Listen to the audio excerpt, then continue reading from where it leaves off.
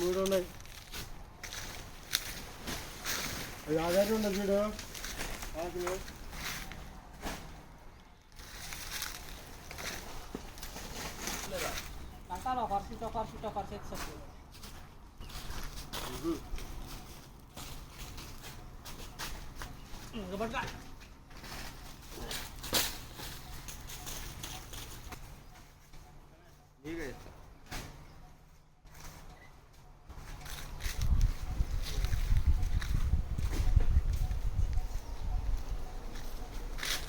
ఆకలి ఇచ్చేదా?